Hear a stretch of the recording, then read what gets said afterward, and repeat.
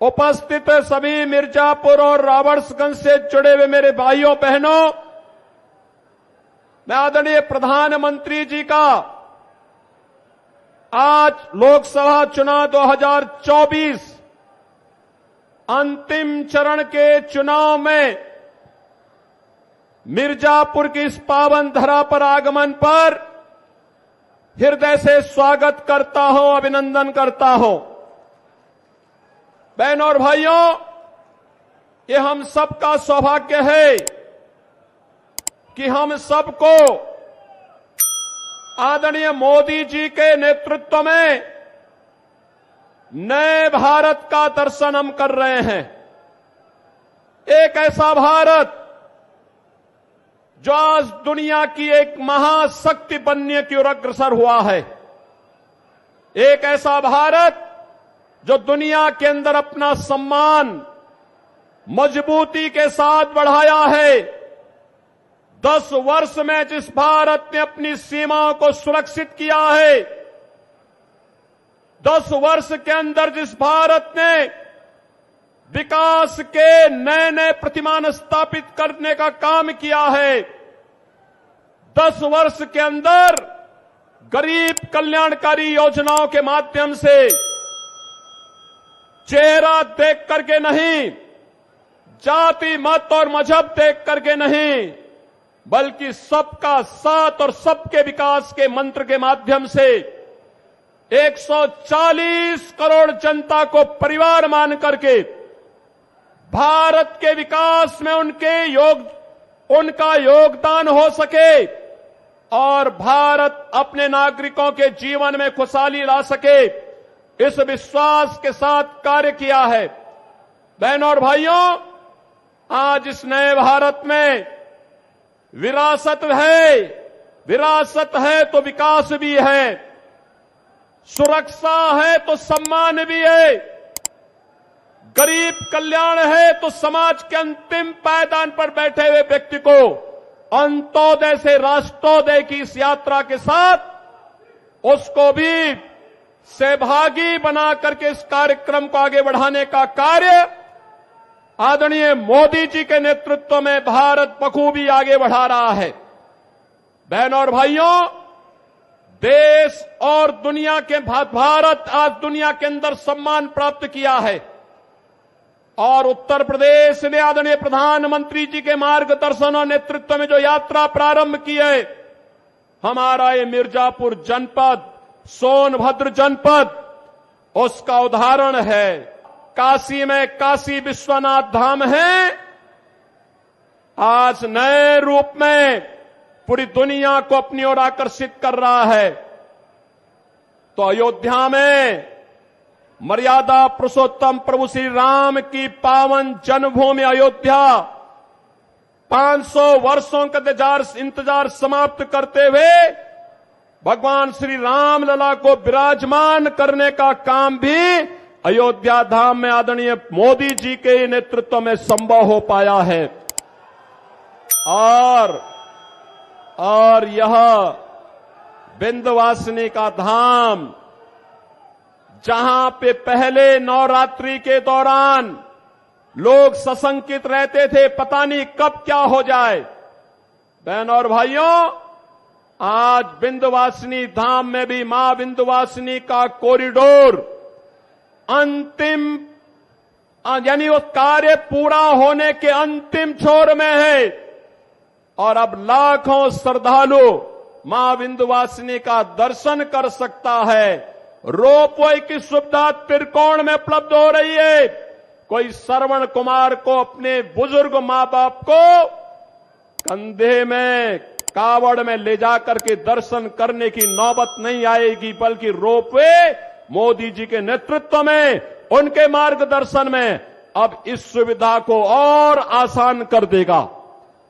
बहनों और भाइयों, विकास की यात्रा, कोई सोचता था इस जनपद में और सोनभद्र जनपद में ही मेडिकल कॉलेज बनेगा, कोई सोचता था इस कमिश्नरी में विश्वविद्यालय बनेगा, कोई सोचता था यहां के गरीबों के मकान बन पाएंगे।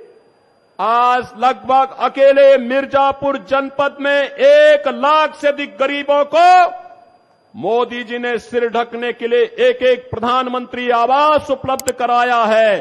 और कोल जाति के लोगों को तो जनपद मिर्जापुर और सोनभद्र में 100% सिचुएशन के लक्ष्य को हर जनजाति समुदाय के लोगों को, चाहे वह गौड़ जाति का हो, चेरो हो, थारू हो, मुसहर हो, इन सबको 100% आवास से आच्छादित करने का कार्य आज प्रधानमंत्री मोदी जी के नेतृत्व में हुआ है।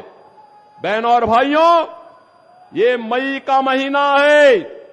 याद करिए 2014 के पहले एक बूंद पानी के लिए यहां की आम जनता तरसती थी।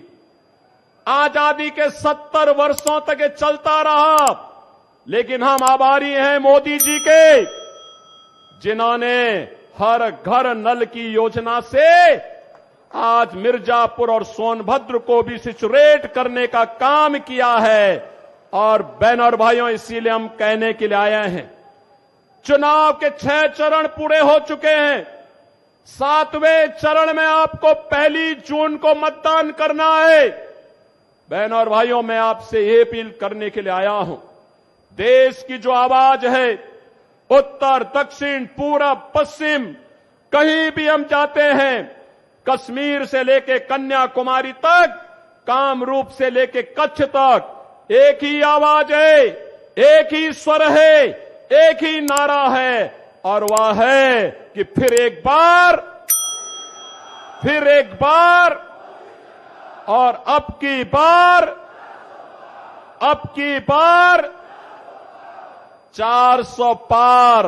तो 400 पार के इस अभियान में मिर्जापुर और रावड़गंज में भी एनडीए के प्रत्याशी विजयी होने चाहिए। इस बात का आश्वासन मोदी जी को आज यहां की जनता जनार्दन की ओर से चाहिए। और बहनों और भाइयों, मैं तो आपसे यही कहने के लिए आया हूं, ये कांग्रेस और समाजवादी पार्टी के लोगों ने आजादी के बाद सर्वाधिक समय तक देश में भी और प्रदेश में शासन किया। जिन लोगों ने आपको एक बूंद पानी के लिए तरसाया था, जिन लोगों की नीतियों के कारण यह क्षेत्र नक्सलवाद की चपेट में आया था, जिन लोगों ने आपको विकास से वंचित किया था, जिन लोगों ने आके संसाधनों पर माइनिंग माफिया को यहां पर कब्जा करने की खुली छूट दी थी, जिन लोगों ने मेडिकल कॉलेज के लिए मिर्जापुर को और सोनभद्र को तरसाया था, जिन लोगों ने आपको विश्वविद्यालय के लिए तरसाया था, यह सही समय है। और मोदी जी जो कहते हैं कि यही समय है, सही समय है, उनको अपने वोट के लिए तरसाइए, उनको इस बात के लिए तरसाइए कि तुमने हमारी पीढ़ियों को खराब किया है, अब तुम्हें भारत की राजनीति से विदा करने के लिए मोदी जी के नेतृत्व में एनडीए कार्य करेगा, एक जनता जनार्दन कार्य करेगी।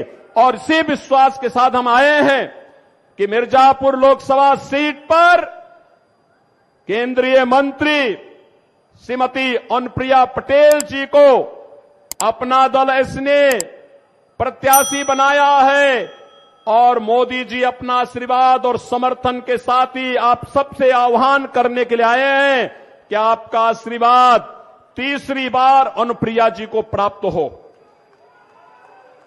रावड़गंज लोकसभा सीट पर श्रीमती रिंकी कौल को अपना दल ने प्रत्याशी बनाया है। प्रधानमंत्री जी अपना आशीर्वाद देने और आपसे प्रत्याशी के लिए आशीर्वाद मांगने के लिए आज यहां पर आए हैं।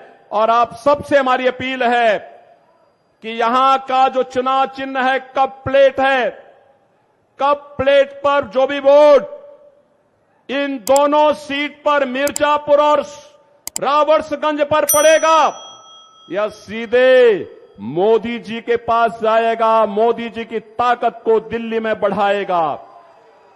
और दुगदी उपचुनाव में भारतीय जनता पार्टी ने श्री श्रवण कुमार गौड़ को कमल चुनाव चिन्ह के साथ अपना प्रत्याशी बना करके उतारा है। मेरी आप सबसे अपील है, दुगदी उपचुनाव में श्रवण कुमार गौड़ को भी भारी बहुमत से विजयी बना करके विकास के साथ विरासत के इस अभियान को आगे बढ़ाने के क्रम में आप फिर एक बार 400 पार के इस लक्ष्य के साथ आगे बढ़ेंगे। मैं एक बार आप सभी मिर्जापुर और सोनभद्र वासियों की ओर से आदरणीय प्रधानमंत्री जी का यहां पर मां विंध्यवासिनी की इस पावन धरा पर हृदय से स्वागत करता हूं, अभिनंदन करता हूं। धन्यवाद। जय हिंद, जय श्री राम।